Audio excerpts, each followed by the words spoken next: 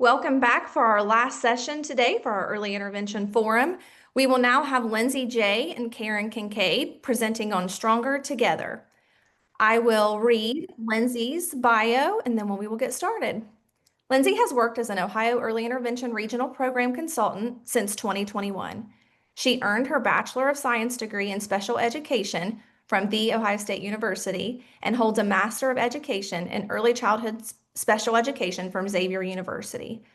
Lindsay is credentialed as a developmental specialist and certified as a fidelity coach through the Family, Infant, and Preschool program. For 16 years, she provided early intervention services directly in homes and brings a wealth of experience from her 25 years in the developmental disabilities field.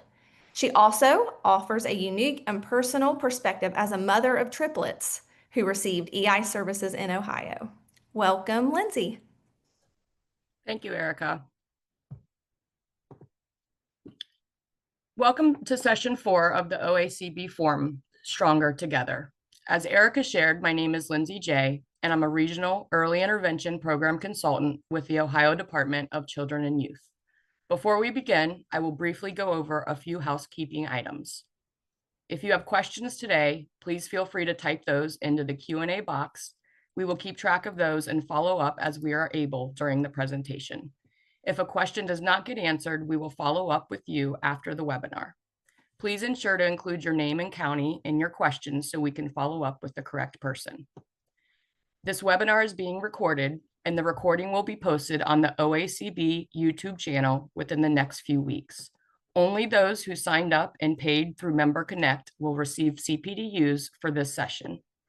If you're having any technical issues, make sure you're using your computer audio. If you continue to have audio issues, you may want to try using a headset. You can also try closing out any open tabs or applications to free up bandwidth. If all else fails, you can try logging out and back into Zoom. If you're having any other issues, feel free to type those into the Q&A and we can try to troubleshoot together. Thank you for joining us today. We are focusing today on 3 objectives. The first one is reviewing how teaming aligns with the Ohio EI mission and key principles. The second objective will teach us how teaming creates opportunities for problem solving and utilizing our resources and supports. And the last objective is to explore how collaboration amongst our EI teams lead to better outcomes for our families and their children. We are going to spend the next hour talking about how teaming can boost efficiency in early intervention. In the world of EI, we are tasked with using our resources wisely in our day-to-day operations. Sharing expertise, pooling our local resources, supporting one another, and problem solving allows us to turn this everyday challenge into an opportunity. Today, you will learn how a collaborative approach leads to better outcomes for our EI children and families, which in turn are the building blocks to lasting success. Let's get started with Objective 1. Objective 1 is to review how teaming aligns with early intervention, mission, and key principles. First, let's take a look at what one of our county EI teams said about teaming. I'll give you a minute to read.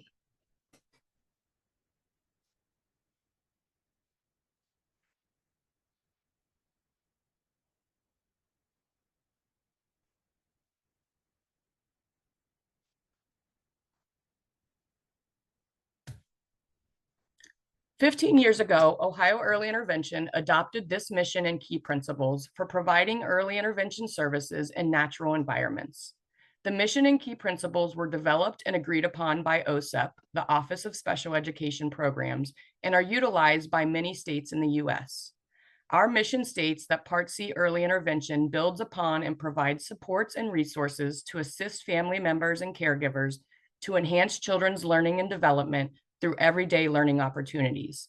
This mission statement reflects the broad overarching purpose of family-centered early intervention services provided under Part C of IDEA. We will spend our time together looking at each key principle to better understand how teaming and coaching fit. These principles are the foundations necessary to support our system of family-centered services and supports in early intervention. The first principle is infants and toddlers learn best through everyday experiences and interactions with familiar people in familiar contexts. What does this mean? It means that learning activities and opportunities must be functional and based on child and family interests. Learning must be relationship-based. It should provide opportunities to practice and build upon previously mastered skills, and it occurs through participation in a variety of enjoyable activities alongside the family. What does it look like? Using toys and materials found in the home or community setting. Helping the family understand how their toys and materials can be used or adapted. Identifying activities the child and family like to do, which builds upon their strengths and interests. Observing the child in multiple natural settings, using family input on the child's behavior in various routines, and using formal and informal developmental measures to understand the child's strengths and developmental functioning. Helping caregivers engage the child in enjoyable learning opportunities that allow for frequent practice and mastery of emerging skills in natural settings. Focusing intervention on the caregiver's ability to promote the child's participation in naturally occurring developmentally appropriate activities with peers and family members. Things we want you guys to think about when considering your local EI program. How do we learn what is important and meaningful to our families? How are we using the information shared at and discussed during team meetings? How is the information used when determining the PSP and/or SSPs and the services and supports on the IFSP grid? How are we using these everyday experiences to write functional outcomes alongside our families? Moving on to principle 2. For now, we're going to skip over principle 2 as we will dive deeper later when we touch on objective 3. The third principle is the primary role of a service provider in early intervention is to work with and support family members and caregivers in children's lives.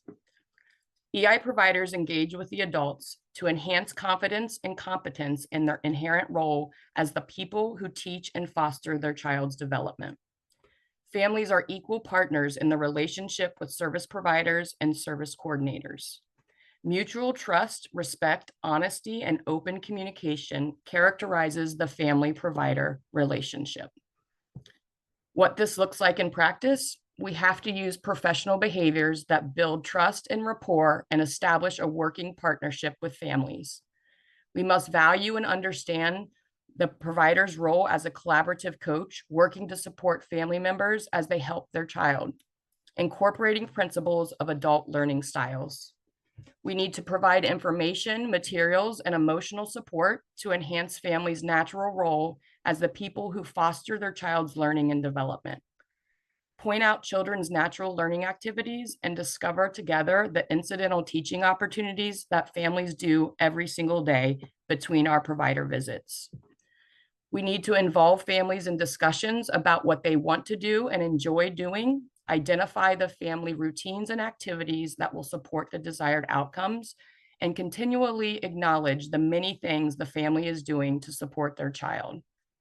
Allow the family to determine success based on how they feel about the learning opportunities and activities that the child and family have chosen, and celebrate family competence and success. Support our families only as much as they need and want. Things to think about when considering your local EI program. How involved are our caregivers in each activity? And not just our visits, but during evaluation and assessment, team meetings, IFSP meetings, transition, etc. How often are our families invited to attend team meetings? How are we growing each caregiver's capacity to advocate for their child? What ways are we communicating to ensure trust, respect, honesty with each of our families that we serve? The fourth principle is that the early intervention process from initial contacts through transition must be dynamic and individualized to reflect the child's and family members' preferences, learning styles, and cultural beliefs. What does this mean? It means that families are active participants in all aspects of services. Families are the ultimate decision makers in the amount, type of assistance, and the support that they receive. Child and family needs, interests, and skills change. The IFSP must be fluid and revised accordingly. The adults in a child's life each have their own preferred learning styles. Interaction must be sensitive and responsive to individuals. Each family's culture, spiritual beliefs, and activities, values, and traditions will be different from the service providers, even if we're seemingly similar in our culture. Service providers should not judge, but seek to understand.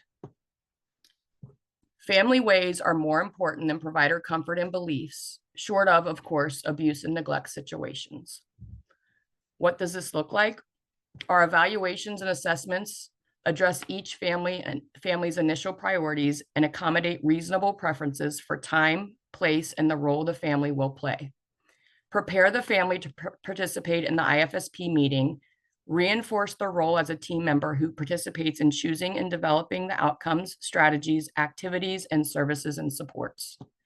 Collaboratively, tailor services to fit each family, providing services and supports in flexible ways that are responsive to each family's cultural, ethnic, racial, language, socioeconomic characteristics, and preferences. Collaboratively decide and adjust the frequency and duration of services and supports that best meet the needs of the child and family. Treat each family member as a unique adult learner with valuable insights, interests, and skills. Acknowledge that the IFSP can be changed as often as needed to reflect the changing needs, priorities, and lifestyles of the child and family. We must recognize our own culturally and professionally driven child rearing values, beliefs, and practices to understand rather than judge families with differing values. Learn about and value the many expectations, the commitments, recreational activities, and pressures in a family's life. We are joining these families in a very intimate time of their life. We must be empathetic to their already busy lifestyles. Things to consider at the local level. How are we considering not only the child's development, but also the family's priorities as a whole? How involved are our families in the IFSP process? How do you ensure caregivers know their role in EI and are prepared to make informed decisions about their child's journey? When determining frequency and duration of EI services, how do parents participate? How do we allow caregivers to reflect on their everyday stressors to ensure the IFSP grid matches what they need and want for their child and family? Now I will pass it over to Karen Kincaid, who will talk us through Principle 5. Hello, everyone. The fifth principle is individualized family service plan outcomes must be functional and based on children's and families' needs and family identified priorities. What does this mean? Functional outcomes improve participation in meaningful activities. Functional outcomes build on natural motivations to learn and do. It fits what's important to families. It strengthens naturally occurring routines and enhances natural learning opportunities. The family understands that strategies are worth working on because they lead the practical improvements in child and family life. Functional outcomes keep the team focused on what's meaningful to the family in their day-to-day activities. So what does this look like? It looks like writing IFSP outcomes based on family concerns, resources, and priorities.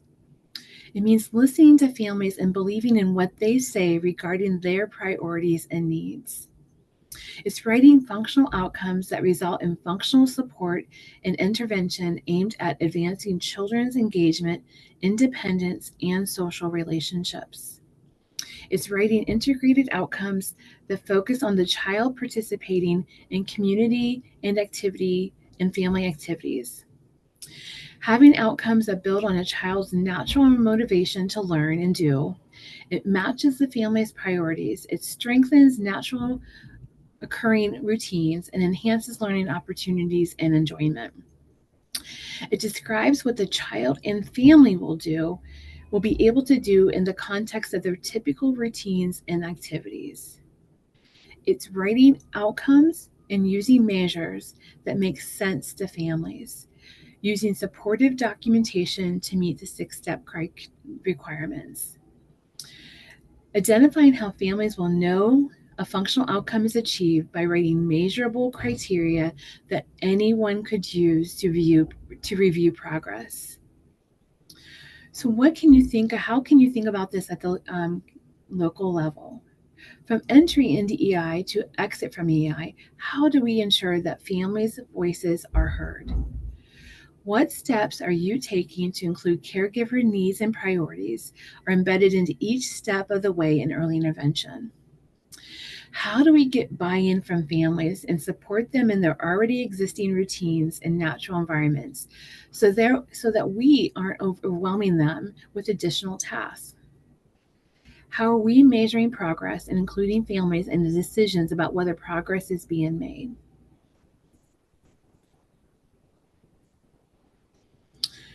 For now, we're going to skip over Principle 6, as we will dive deeper into it later when we touch on Objective 2.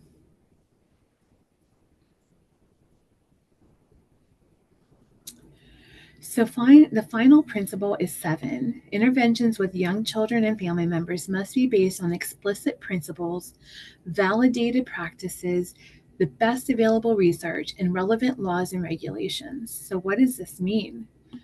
It means that practices must be based on and consistent with explicit principles. Providers should be able to provide a rationale for their practice decisions. Research is ongoing and informs evolving practices. Practice decisions must be data-based, and ongoing evaluation is essential. Practices must fit with relevant laws and regulations. And as research and practice evolve, laws and regulations must be amended accordingly. What does this look like? Well, it's updating knowledge, skills, and strategies by keeping abreast on research. It's refining practices based on introspection to continually clarify principles and values. It's basing practice decisions for each child and family on continuous assessment data and validating program practices through continual evaluation. It's keeping abreast of relevant regulations and laws and using evidence-based practice to amend regulation and laws. So how can you think about these and consider these at the local level? Well, how do you support your team in keeping abreast on that current research and practice? How are your team members' learning styles considered when you share guidance and rules with them? And how does your team use ongoing assessment information to determine their practice decisions? So we're going to next launch a poll, and we're going to show you all 7 of these principles. Please take a minute to look at them and pick which one aligns most with your practices. We'll give everyone a few minutes to do this because there's a lot of things to look at. But what we're hoping is that this poll results will help us better support counties thrive by understanding how you guys are thriving with these 7 principles. So take a minute and choose which practice you feel most aligns with your team.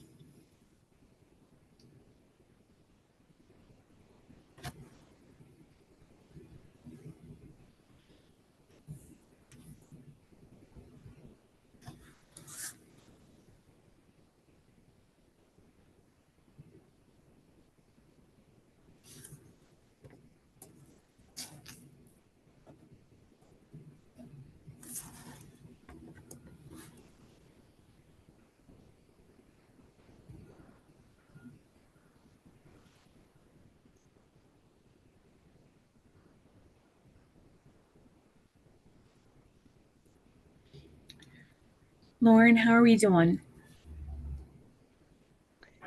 Looks like about half of the people have responded. We're still having some responses come in, so I will share the results here in just one moment.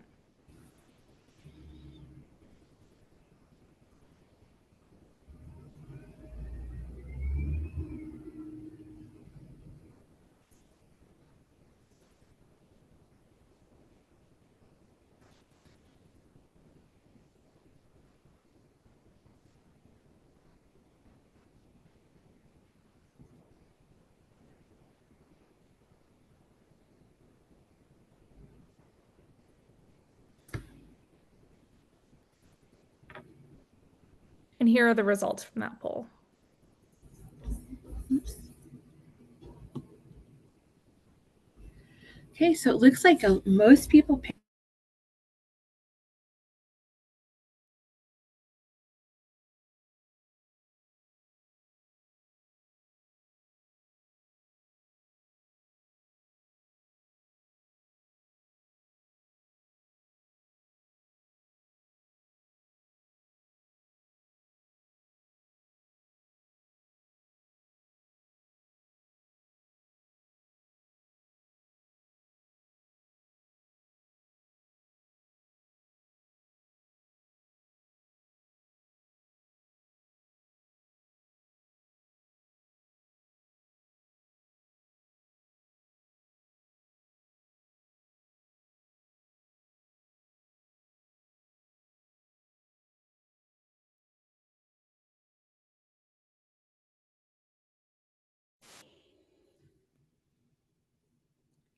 Sorry, I got kicked out. I'm not sure. We're going to do this one more time, and we're going to look at them again. And we want you to choose which one do you feel that your team has the most room to grow?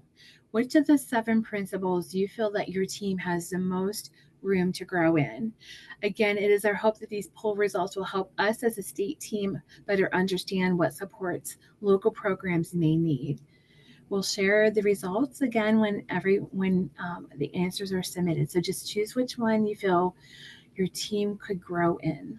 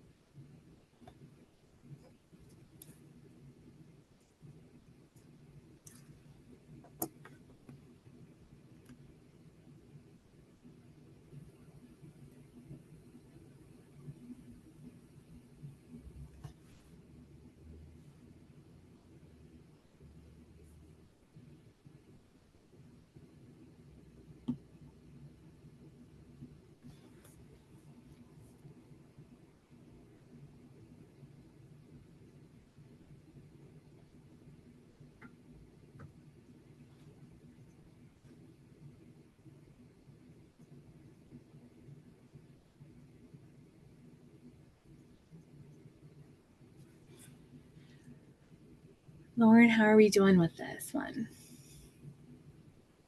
Yeah. Here are the results from that second poll. Thank you. So it looks like, we have 2 really close ones. We have individualized family service plan outcomes must be functional and based on children's families' needs and family identified priorities. And the early intervention process from initial contacts through transition must be dynamic and individualized to reflect the child and family's members' preferences, learning styles, and cultural beliefs. Thank you for that really good information. Thank you for participating. So we're going to move on, and we're going to share another quote that we received from the field regarding what their thoughts were around teaming and why they found it beneficial. So we'll just leave it here for a minute so you guys can take a minute to look at it.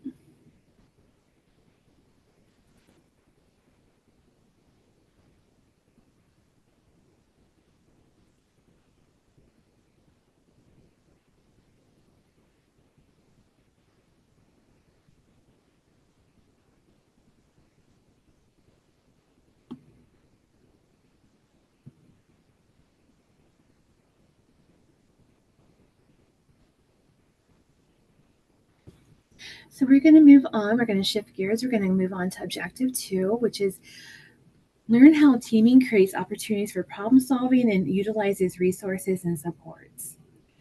And so we want to focus on this section really around how teaming helps and is used as a resource. So We asked counties to share quotes, and here's another one that we received. Team members have also benefited from our structured weekly team meetings, which actively promote colleague-to-colleague coaching. These collaborative sessions have served to create increased opportunities for the open sharing of expertise, suggestions, and potential strategies amongst the entire team. As a result, our EI team continues to grow together as we strengthen our EI practices. We are now going to move our focus to number 6 of the mission and key principles. The family's priorities, needs, and interests are addressed most appropriately by a primary provider who represents and receives team and community support. I'm going to hand this over to Lindsay to take off with principle number 6. Thank you, Karen. As Karen stated, the 6th principle is talking through the priorities and needs of families. We want to make sure that we're addressing those most appropriately by assigning a primary service provider. What this means is that our team can include friends, relatives, and community support people, as well as specialized service providers. Good teaming must be used. One consistent person should be assigned and understand and keep abreast of the changing circumstances, needs, interests, strengths, and demands in a family's life.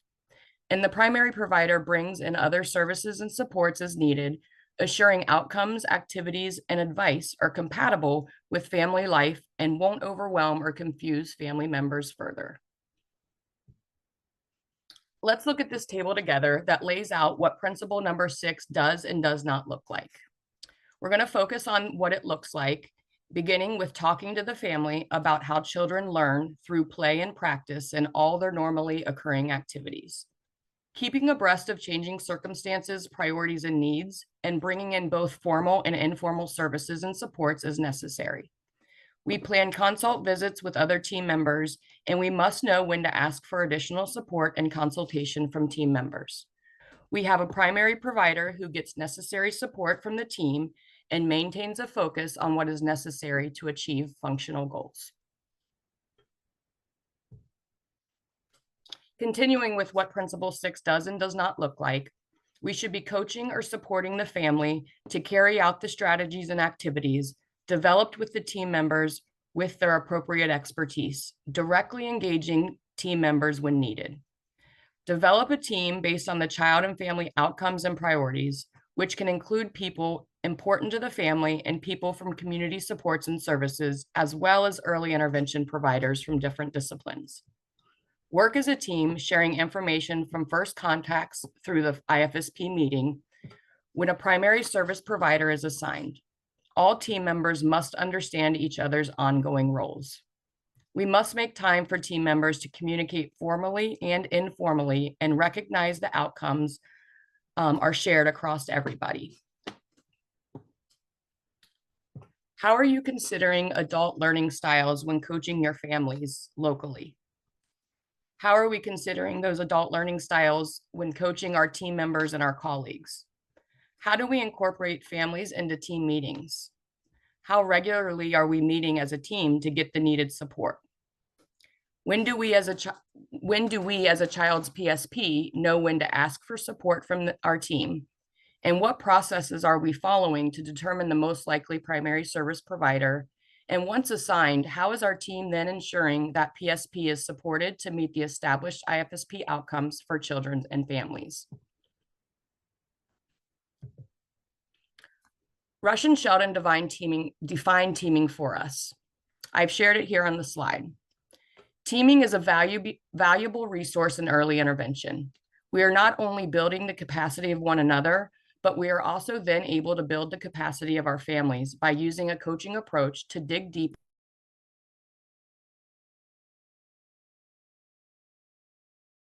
and caregivers where they are, just because of the next. We must use our team to problem solve alongside families with each other's support. No one person is expected to have all the answers, but together we can cover a lot of ground. Next, we're going to look at another poll, and it'll pop up here. It's going to be a true or false question. If everyone can take a few minutes to read the question and answer, as soon as all of the results come in, we will share the answers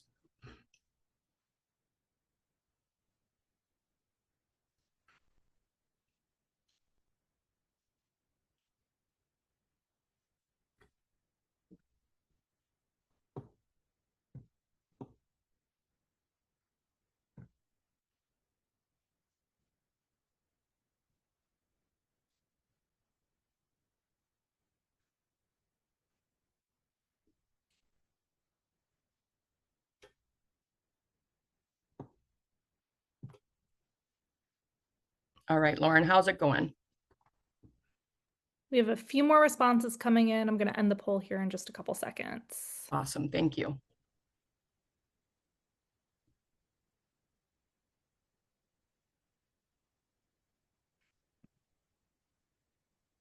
And here are the results for that one. Fantastic. So the majority of us answered true, and the correct answer is true. So when going outside of the county board team for services such as hearing, vision, nutrition, mental health, COG providers, DCPs, etc., how are you introducing your team meeting and processes to these providers who are joining to support a child in your county, but may not be present at every team meeting? We have providers working across multiple counties throughout the state. While we all follow the same state rules and federal regulations, each EI program looks a little different from the next, just like each of our families look different from one another. We cannot expect these providers to understand our process without showing them the way. One of the toughest parts of our jobs as service providers is to know when to ask for additional support and consultation from team members. It's okay to not know all the answers all the time. That's why we have our team of experts there to support us. And we'll do another true and false question in this similar format. Go ahead and answer. And when we're done, we will share the results.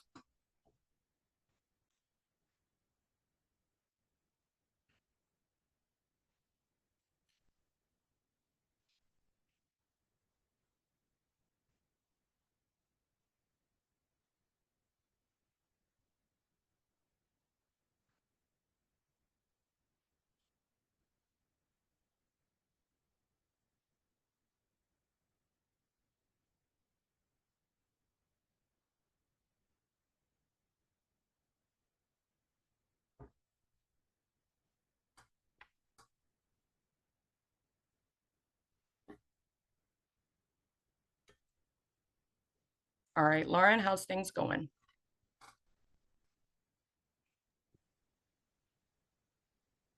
Here are the results for that one. Pam, look at you guys, 100% accurate. Great work. So false is the answer. We know we have to allow time for coaching, quarterly updates, and schedule a consistent time for team members to collaborate, both formally and informally. Each team has the shared responsibility of ensuring progress is made and outcomes are met for every child and family that we serve. Great job. Here's another question. Lauren will launch the poll.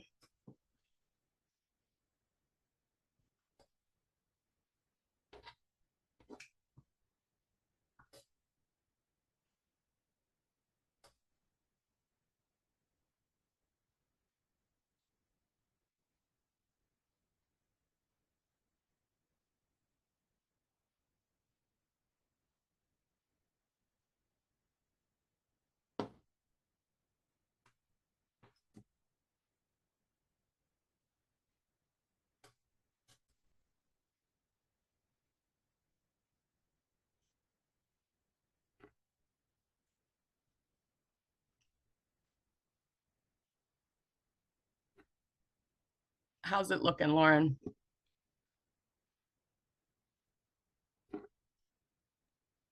Here are the results for that one. Fantastic, thank you. So the answer to this question is false. A team is developed based on the child and family outcomes and priorities, which can include important people in their lives and people from community supports and services, as well as early intervention providers. We should not be assigning providers based on the area of that the child qualified in or based on deficits from an evaluation tool. We must have rich conversations with families to determine what their priorities are for their child and family first. Then move through the IFSP process together and select a service provider once all information is gathered who can best support the family in obtaining their outcomes. One more group poll here. Lauren will go ahead and launch it.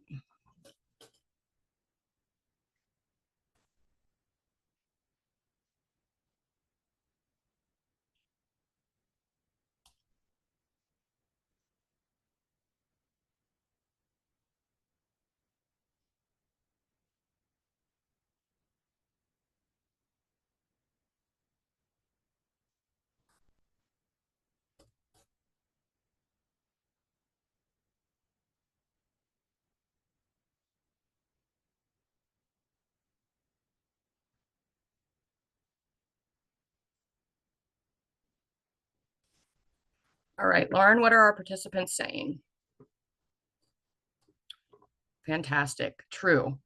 This is true for all coaching interactions. It allows providers, service coordinators, and caregivers to improve on their existing abilities, learn new skills, and have a better understanding about how to promote child development and everyday activities. Thanks to everyone who participated in our polls. We'll move forward now, looking at another county quote that we received from a newly hired service coordinator. I know I'm only 8 months in, but wow, I absolutely love listening to everyone share their expertise and knowledge during our meetings. It's truly amazing what I've learned in the last 8 months. Teaming allows us the opportunity to sit around a table with like-minded people who have a passion for EI. We get to hear many different perspectives, new ideas, learn about resources in our community, and support one another in problem solving. Allowing families to participate in these meetings, while maybe overwhelming at first, empowers them to be their child's voice and advocate. If we give caregivers the tools early to navigate these systems and processes, they will better be prepared to transition out of EI. Now I will pass this back to Karen to talk about objective 3. Okay, so objective 3 is explore how collaboration leads to better outcomes for families. And we're going to start off with one county quote. Teaming has truly allowed us to bring our individual strengths to the table in such a meaningful way. Whether it's a developmental specialist's deep understanding of child development, a therapist's expertise in motor or communication skills, or a service coordinator's ability to connect families with community resources, working together helps us to create a more complete picture of each child and family's uniqueness. This collaborative approach leads to more coordinated and responsive support for both the child and the family. We've seen firsthand how families benefit from a united team that communicates openly, shares insights, and works together towards their goals. So mission and key principle number 2 is all families with the necessary supports and resources can embrace their children's learning and development. So what does this mean? It means that all means all income levels, racial and cultural backgrounds, educational levels, skill levels, living with various levels of stress and resources. The consistent adult in a child's life have the greatest influence on learning and development, not us EI providers. All families have strengths and capabilities that can be used to help their child. All families are resourceful, but all families do not have equal access to resources. Supports, informal and formal, need to build on strengths and reduce stressors so families are able to engage with their children in mutually enjoyable interactions and activities. How are family strengths shared and discussed when you welcome them, when you talk about them at quarterlies, and when you're talking about them during coaching? How are resources needed to support the family handled within your team? We're going to take a look at what this principle looks like. So assuming all families have strengths and competencies, appreciating the unique learning preferences of each adult, and matching teaching, coaching, and problem-solving styles accordingly. It's suspending judgment, building rapport, and gathering information from the family about their needs and their interests. It's building on family supports and resources, supporting them to explore both informal and formal supports that match their needs and reduce stressors. It's identifying the families how all significant people support the child's learning and development and care routines and activities meaningful and preferable to them. It's matching outcomes and intervention strategies to the family's priorities, needs, and their interests. It's building on routines and activities they want and need to do. It's collaboratively determining the supports, resources, and service they need to receive. It's matching the kind of help or assistance with what the family desires. It's building on family strengths, skills, interests to address their needs. How do you individualize your interventions based on the family's learning style, priorities, needs, and interests into your visits? What do you do to build a parent's capacity and their confidence? Coaching is an adult learning strategy in which the coach promotes the learner's ability to reflect on his or her actions to determine the effectiveness of an action or practice and develop a plan for refinement and use of the action in immediate and in future situations. Coaching is a valuable resource that teams have to provide families. Coaching builds confidence and empowers families. It allows caregivers to problem solve and reflect within their natural environment, daily activities, and routines.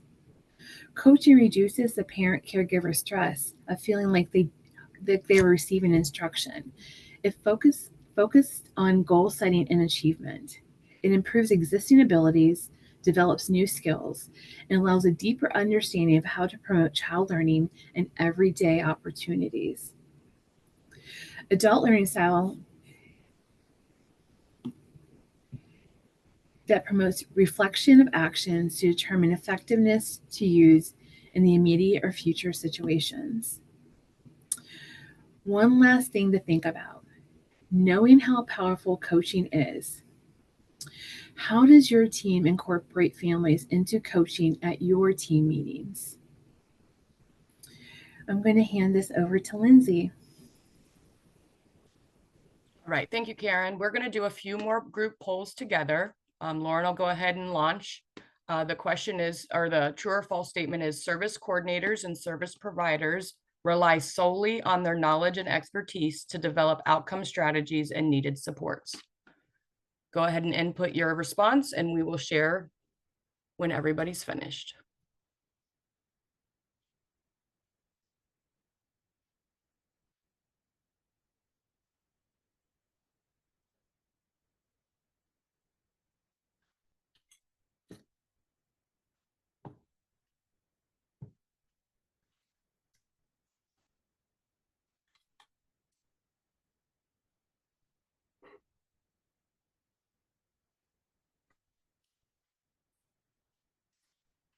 All right, thank you, Lauren. That's correct. So most of you answered false, and that is the correct answer. We must suspend judgment and build rapport, and we have to gather this information from the family about their needs and interests. We build on the family supports and resources and support them in exploring both informal and formal supports that match their priorities. When we do this, we're creating meaningful outcomes and strategies with families that are obtainable for them and their child. The next true or false question here, Lauren will launch the poll. All contextualized outcome settings must be either playtime or mealtime. Go ahead and input your answers.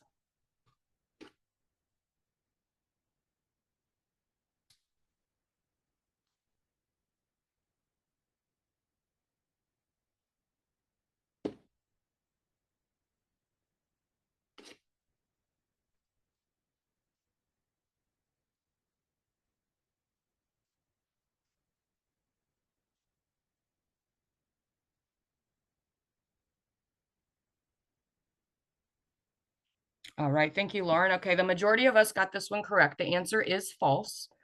This is one that we see often when reviewing outcomes at the state level. We're seeing these two activity settings, playtime and mealtime, being written in most outcomes. I challenge you all to think beyond playtime and mealtime when writing outcomes. Dive deeper, ask reflective questions to learn about the family's day, about their week, and even their weekends. Think about bath time or diapering or toileting, getting dressed, riding in the car, playing with peers, brushing teeth, doing laundry or going to church, getting in their high chair or getting out to the car so they can go on an outing. There's so much more to their days than mealtime and playtime. Next question. True or false? Service provider utilizes parents' strengths, skills, and interests when working on outcomes during their home visit.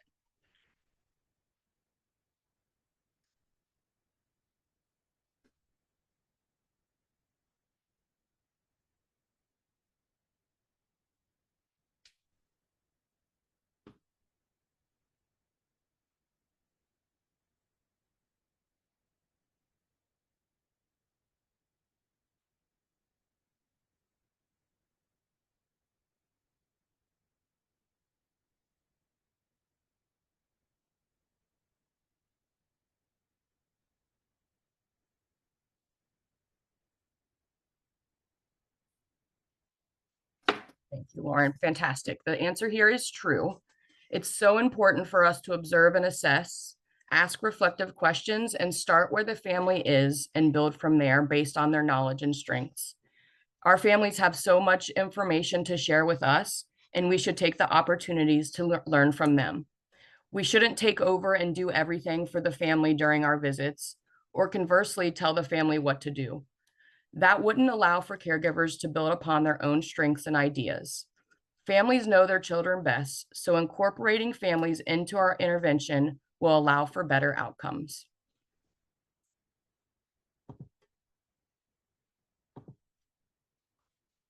This is another county quote that was submitted to us about teaming. Teaming makes sense when the team takes a family-centered approach. The family knows they have access to the full team to gain new resources, brainstorm new strategies, add specialized services if appropriate, and provide updates on their child's progress, learning, and growth. Teaming allows both the family and the staff to build capacity, confidence, and competence through open communication and building respect and trust. With families entering and exiting the EI program weekly, teaming makes sense to stay focused on the needs of the families as we support them through their EI journey. This is one of these quotes that were submitted, and we appreciate those counties who submitted quotes to us. But this is my takeaway from here is that teaming makes sense. We have to team in order to support our families and children in early intervention. We will wrap up our time today by sharing one more quote that we received from one of our local EI programs, and also a quote by Phil Jackson. The primary service approach to teaming is crucial for implementation of high-quality EI services. Collaborating with our EI teams, our community partners, and most importantly, our families will allow for better success for families and children during their time in early intervention. We only have a short time with these kiddos and their families. We have to make it count. So let's collaborate with our teams, our families, and our community partners. Let's use the resources and supports that are available to us. And in return, we will enhance the early intervention services we are providing in Ohio. One county says the primary service approach to teaming is crucial for early intervention teams to implement and deliver quality services. The process organically supports the parents, the child, and the team through intentional coaching opportunities, specific conversations about identified needs and strengths, and prioritizes family-centered practices within the learning and the natural learning environment. And Phil Jackson says, the strength of a team is each individual member. The strength of each individual member is the team.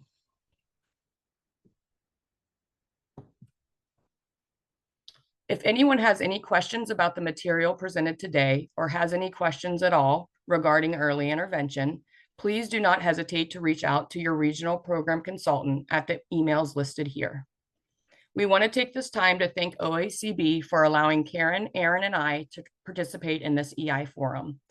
We also want to thank each of you, all of the participants, for your time and input today and for your continued work in EI every single day. We know your jobs aren't easy, but we see you and appreciate each one of you. Have a great weekend, Ohio, and take care. Thank you, Lindsay and Karen. We really appreciate you taking the time to present for us today.